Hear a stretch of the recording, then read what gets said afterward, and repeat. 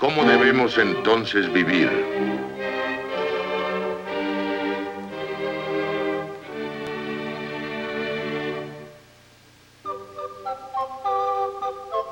Episodio tercero. El Renacimiento. Rubens Medel en la voz de Francis Schaeffer.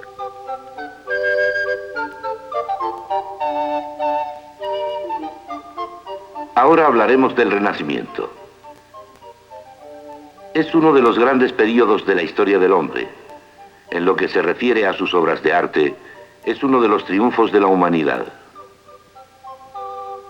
El que camine por un museo y no se maraville con la belleza de las obras de arte mediante sus diferentes expresiones, en definitiva es un pobre hombre. Pero al mismo tiempo tenemos que recordar que en la corriente del pensamiento humano se abre la puerta para el hombre humanista de una nueva forma y lo lleva adelante. Y deja así el paso libre a todos esos problemas que nos llevan al período del hombre moderno.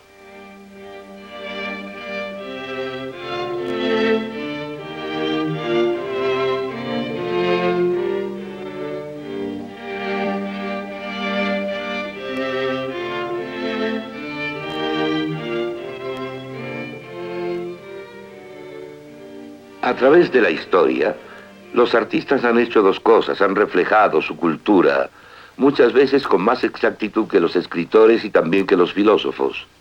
Y segundo, prepararon el camino para el siguiente paso aportado por la cultura, por lo que a veces son profetas, pero siempre están exhibiendo obras de la cultura de su época.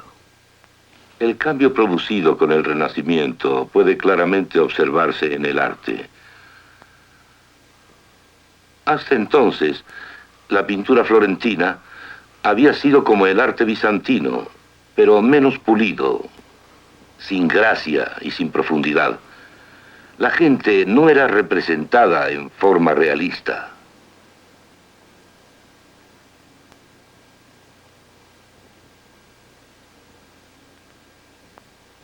Luego vino Giotto, y con él un cambio radical. Se le encomendó pintar el juicio final, y en él pintó un retrato realista de su patrón, Enrico Scrovini, el hombre que pagó por la obra. A la naturaleza se le dio su lugar apropiado, porque la naturaleza es importante, ya que Dios creó al mundo, y apropiado en el sentido de que la naturaleza se representa tal y como es. Por otro lado, la gente aparece muy alargada en comparación del mundo que la rodea. Observen el puente. ¿Cómo puede caber este hombre en esta plataforma de observación? ¿O cómo puede lanzar una flecha por esta ventana?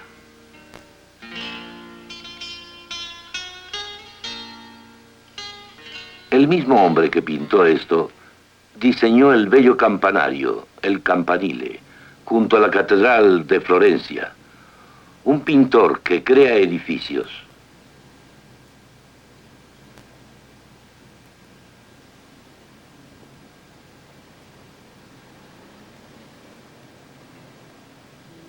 Ahora pasaremos a un gran descubrimiento en el arte renacentista. Masaccio, amigo de Brunelleschi, lograba rostros reales en su obra, lo que le dio una calidad natural, algo único en esos días.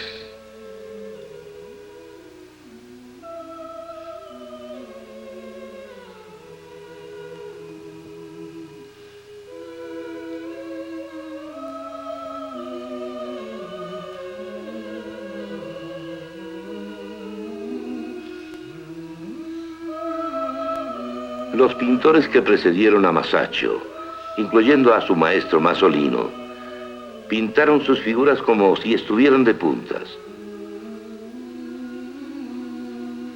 Masaccio representó los pies bien puestos en el suelo.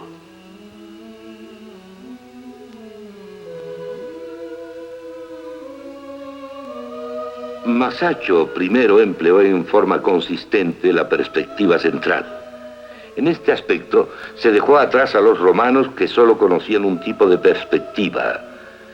Pintando así y empleando la nueva técnica, sus personajes estaban en medio de un espacio realizado. Había en realidad un espacio alrededor de la gente. Para el hombre del Renacimiento había algo más. Situaba al hombre en el centro de ese espacio. Un espacio subordinado a los principios matemáticos inventados por la mente humana. En el norte de Europa, Jan van Eyck tuvo los mismos problemas en el arte. Estamos en San Bavo, la catedral de Gante en Bélgica. El rico, el pobre, todas las categorías y tipos de personas con toda clase de antecedentes se acercan a Cristo. El artista apreciaba y entendía el énfasis bíblico en Cristo. Pintaba a Cristo como el Cordero de Dios erguido y con vida sobre el altar, simbolizando que Él murió como sustituto y sacrificio. Pero Él no ha muerto, de acuerdo a las palabras de Jesús. Soy el que estaba vivo y ha muerto, y he ahí que estaré vivo para siempre. Amén.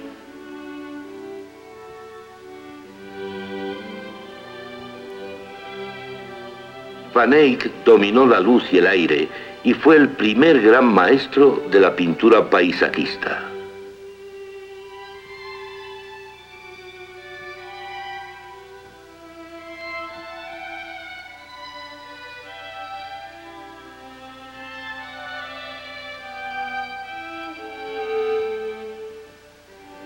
He aquí una representación de la naturaleza.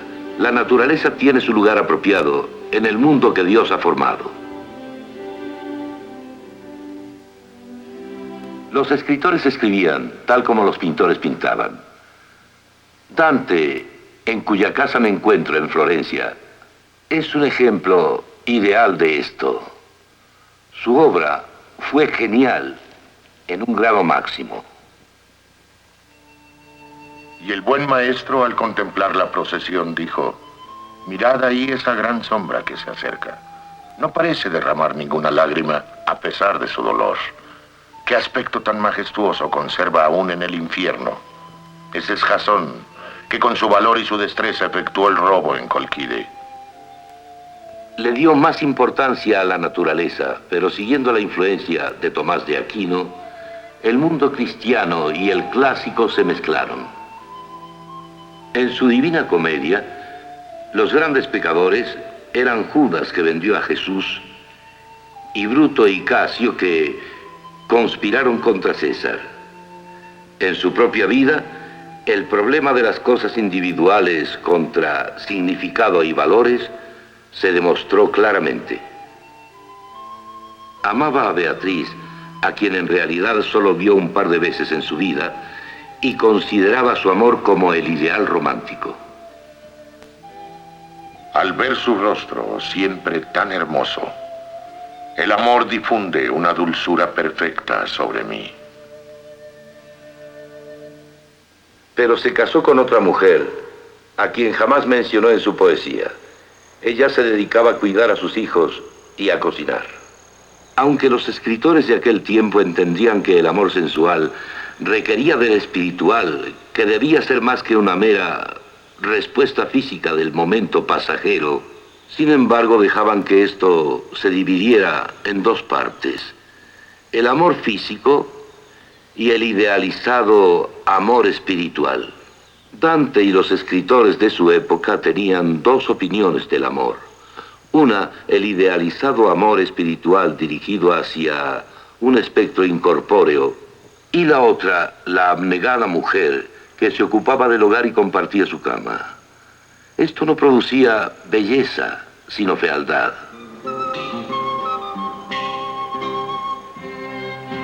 La cúpula de Florencia. Brunelleschi la diseñó y la construyó. Logró un gran triunfo artístico, así como también realizó una proeza de ingeniería.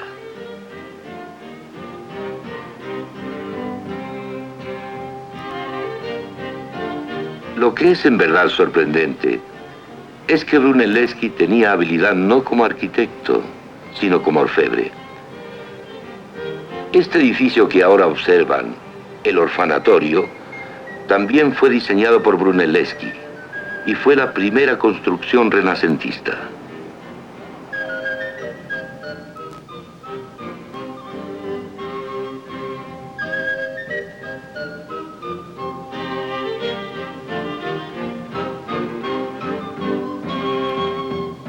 Se prestó aún más atención al hombre. Sabemos poco de aquellos que levantaron las catedrales góticas o de los que escribieron los cantos gregorianos. Ahora el artista mismo se volvió importante. He aquí una biografía de Brunelleschi. Algunos de sus contemporáneos escribieron autobiografías y empezaron a realizarse esculturas, retratos y también autorretratos de los artistas. A principios del Renacimiento todo era diferente. La naturaleza tenía su lugar apropiado. El hombre estaba en su sitio apropiado y podía haber sido precioso. Pero en un cierto punto, a lo largo del Renacimiento, las escalas cambiaron y el hombre mismo se colocó en el centro por completo, dejando libre el camino a toda la destructiva fuerza del humanismo que siguió a lo largo de la Ilustración y aún hasta nuestros días.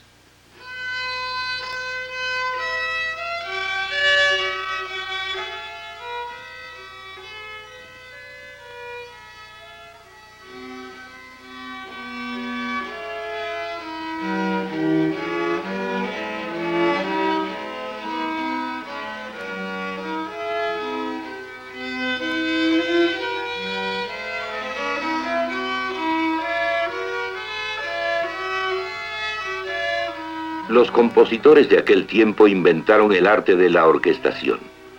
No solo cada instrumento tocaba una voz diferente, sino que también una melodía diferente.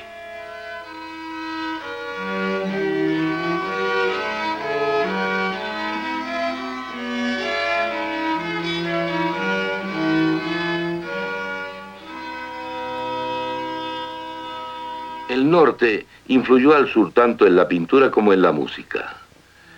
Los instrumentos de cuerda del Renacimiento se fabricaron en juegos para que el timbre fuera uniforme desde el bajo hasta el instrumento soprano. La música se imprimió con caracteres movibles por primera vez. Este es el laúd, el instrumento para solo más popular del Renacimiento. El sacabuche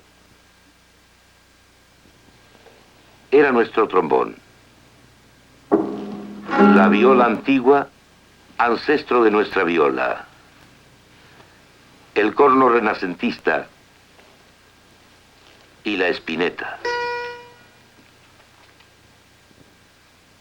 Hasta este momento todo podía haber ocurrido en una de dos formas.